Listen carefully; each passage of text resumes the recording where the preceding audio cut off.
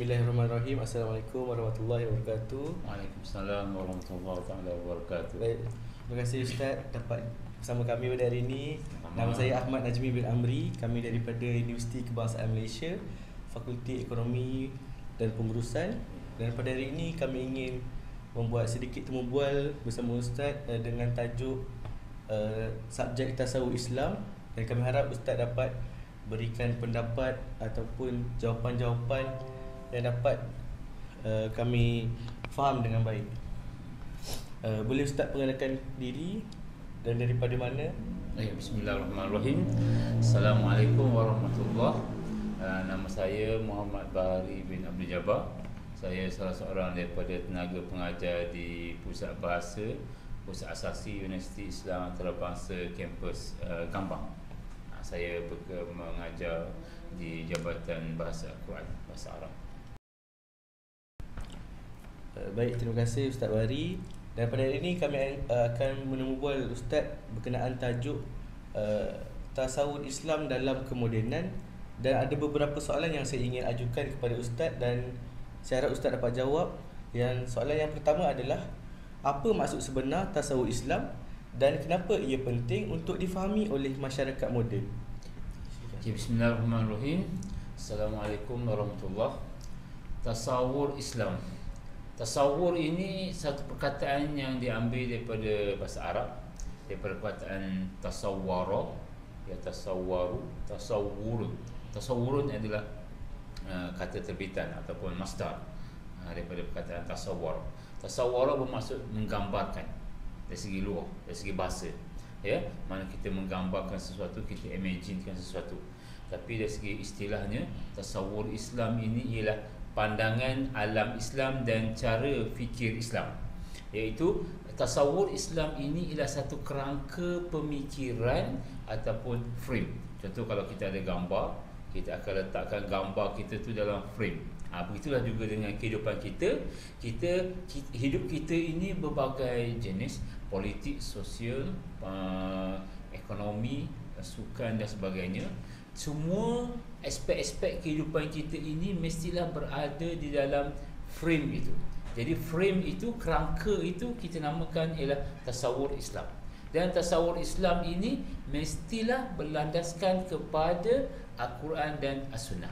Mana apa-apa benda yang kita nak buat itu, contohnya kita nak berpolitik, contohnya politik kita itu mestilah dalam kerangka tasawur Islam dan mestilah mengikut landasan dan batas yang telah ditetapkan oleh Al-Quran dan As-Sunnah. Sekiranya kita melakukan satu benda itu luar daripada kerangka Islam itu, ia tidak selari dan tidak selaras dengan Islam, tasawur Islam. Itu segi konsep tasawur Islam ini. Maknanya, yang kedua, kenapa kita kena belajar atau tahu tentang tasawuf Islam ini? Dalam kehidupan kita, kita banyak dipengaruhi oleh elemen-elemen ataupun anasir-anasir luar. Lebih-lebih lagi sekarang kita berada di zaman globalisasi, zaman tanpa sempadan, maklumat di hujung jari. Jadi sesuatu benda yang dapat mengawal kita, menjadi pembimbing kita adalah Islam, tasawuf Islam. Jadi tujuan utama ataupun faktor yang paling utama sekali kenapa kita perlu memahami tasawuf Islam dalam masyarakat moden ini ialah supaya kita memahami konsep Allah. Ya, maknanya Islam ini dibawa oleh Nabi Muhammad SAW dan disampaikan oleh Jibril, agama Allah SWT. Jadi maknanya Allah menurunkan Islam ini adalah sebagai panduan hidup kita. Jadi sekiranya kita dapat memahami Islam ini dengan sebenar-benarnya, bermaksud kehidupan kita itu, way of life kita itu berada di landasan Al-Quran dan juga As-Sunnah. Adakah kemodenan bertentangan dengan nilai-nilai Islam atau boleh disesuaikan? Firman Allah SWT, Inna Allah la yughayyiru ma biqaumin hatta yughayyiru bi anfusihim. Sungguhnya Allah tidak mengubah sesuatu kaum itu kecuali mereka mengubah dengan diri mereka sendiri. Daripada ayat ini jelas menunjukkan bahawa Islam tidak menolak kemodenan. Bahkan Islam menggalakkan kaumnya untuk mengubah hidup ke arah lebih moden. Dari situ kita faham kemodenan satu yang amat digalakkan oleh Islam. Tetapi biarlah kemodenan itu seiring dengan sejajar dan juga selaras dengan apa yang dibawa oleh syariat dan juga sunnah Nabi SAW. Okey. Okey, apakah kemodenan? Contohnya kemodenan yang boleh disesuaikan dengan Islam iaitu kemajuan teknologi dan sains. Okey, sekarang contohnya Islam sangat menggalakkan umatnya untuk menuntut ilmu dan menguasai teknologi. Okey, contohnya penggunaan teknologi dalam perubatan, pendidikan, pertanian dan komunikasi semuanya boleh dimanfaatkan dalam kerangka Islam. Okey, contoh sekarang kita nampak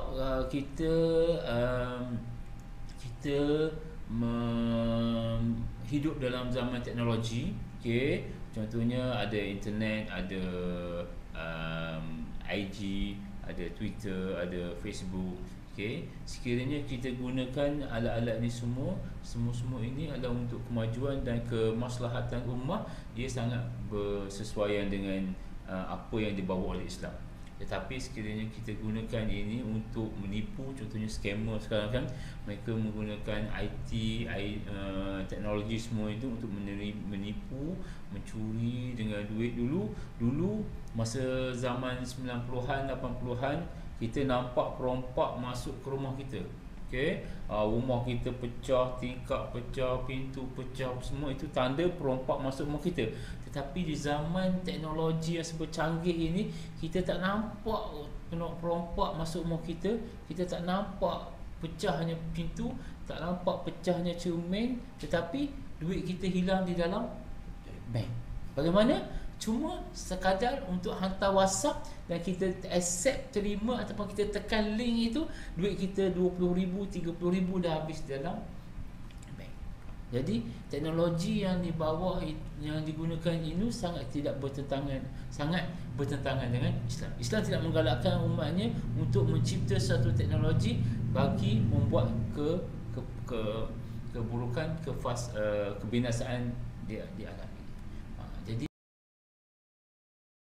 Ustaz, soalan seterusnya, apakah cabaran utama dalam mengekalkan tasawuf Islam dalam zaman moden pada masa sekarang?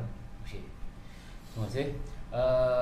Kita boleh bahagikan cabaran ini kepada dua, iaitu cabaran luaran dan juga cabaran dalaman. Cabaran luaran iaitu cabaran yang datang daripada negara barat, ya, iaitu cabaran yang contohnya sekularisme dan juga liberalisme. Sekularisme iaitu memisahkan agama daripada kehidupan seharian dan pemerintahan. Sekarang kita di Malaysia pun kita dah nampak sekularisme ini berleluasa. Ini adalah kesan daripada penjajahan British dulu, ya. Sampai sekarang kita masih mengekalkan lagi, iaitu dia sekularisme ini memisahkan agama dalam kehidupan seharian dan juga pemerintahan. Agama, suku, kehidupan suku dan juga pemerintahan suku. Dan yang kedua adalah liberalisme. Liberalisme ini adalah menekankan kebebasan individu tanpa batasan syariah. Mana individu bebas melakukan apa sahaja yang mereka suka. Contohnya menukar jantina, kahwin sama lelaki sama lelaki, perempuan sama perempuan dan sebagainya. Ya, itu antara kesan atau cabaran luaran. Okey, dan cabaran dalaman pula ialah cabaran yang disebabkan oleh umat Islam itu sendiri. Okey, iaitu umat Islam sekarang ke arah perpecahan. Perpecahan disebabkan oleh masalah mereka sendiri. Satu perpecahan yang kalau perpecahan dalam bentuk global ialah itu contohnya perbezaan mazhab, perbezaan ideologi, politik, iaitu dan sebagainya. Ya, kalau kita tengok di negara Arab, kenapa mereka sampai sekarang masih belum lagi dapat bersatu walaupun mereka semua ada daripada golongan umat Islam, disebabkan mereka bercanggah dan masih lagi bertegas dengan menggunakan dengan mazhab mereka sendiri. Contohnya isu adalah isu Palestin. Kenapa kita masih lagi membincangkan benda-benda yang remeh-temeh, sedangkan isu besar, isu perpaduan umat Islam, iaitu isu Palestin, tidak dapat diselesaikan dengan sepenuhnya sehingga hari ini. Teruskan dengan soalan yang terakhir. Apakah nasihat Ustaz kepada pelajar hari ini untuk memahami dan mengamalkan tasawuf Islam dalam kehidupan seharian? Silakan. Pelajar hari ini adalah pemimpin untuk hari esok. Okey. Pemimpin hari ini akan pergi dan akan digantikan oleh pemimpin yang baru. Siapakah pemimpin baru itu? Mereka adalah pelajar-pelajar hari ini. Jadi keterjaminannya Islam, ketinggian kehebatan Islam pada masa hadapan bergantung kepada pelajar hari ini. Jadi apa yang perlu kita cadangkan, apa yang perlu kita galakkan untuk pelajar-pelajar hari ini ialah mereka perlu memahami konsep tasawuf Islam yang sebenar. Tasawuf Islam iaitu Islam ini bukan sekadar ibadat, bukan sekadar mengucap 2 kalimah syahadah, berpuasa, zakat, mengaji dan menunaikan haji, tetapi Islam merangkumi, meliputi semua aspek kehidupan. Islam is the way of life.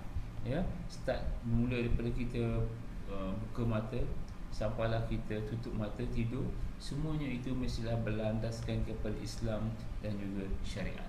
Apa yang kita lakukan itu adalah untuk Islam, dan apa yang kita buat itu adalah sebagai yang kita anggap sebagai ibadah. Sampai itu juga, dan sekiranya bagaimana kita nak, bagaimana kita boleh memahami, konsep Islam itu dengan baik, dan tetapi dari segi praktikalnya kita tidak dapat melakukannya dengan baik sekiranya kita tidak mendekatkan diri kepada Allah Subhanahu Wa Taala. Jadi kunci utama untuk kita mengekalkan konsep tasawuf Islam dengan baik dalam kehidupan setiap orang ialah membaiki diri dan bertakwa pada Allah Subhanahu Wa Taala. Kita cuba sehabis baik untuk kekal dekat dan juga kekal untuk mendekatkan diri kepada Allah SWT, dan juga untuk memperbaiki amalan ibadat kita kepada Allah SWT. Melalui amalan kita yang baik dan juga melalui kaedah mendekatkan diri kepada Allah SWT itu, benda ini dapat membantu kita untuk menerapkan sistem ataupun menerapkan konsep tasawuf Islam dalam kehidupan kita. Masyarakat ini terdiri daripada individu. Sekiranya individu ini mampu mengekalkan tasawuf Islam yang baik, dia akan membentuk masyarakat, dan masyarakat itu akan mengekalkan tasawuf Islam yang baik, dan seterusnya akan pergi ke tahap yang lebih tinggi, iaitu dunia dan juga antarabangsa. Jadi pada masa itu Islam terjamin dan juga akan memelihara keharmonian dan juga kehebatan Al-Quran dan As-Sunnah. Saya rasa setakat itu dulu perbincangan kita hari ini. Apa-apa yang berlaku hari ini adalah untuk masa depan kita. Terima kasih. Baik, terima kasih Ustaz Abari atas penjelasan dan jawapan-jawapan yang baik. Dengan ini tamatlah sesi temu bual kita pada masa ini. Terima kasih Ustaz Abari kerana dapat meluangkan masa dengan kami. Semoga Ustaz Bari sihat selalu, dimudahkan rezeki, dipermudahkan segala urusan. Dan kita tamatkan sesi temu kita hari ini dengan tasbih kafarah dan surah.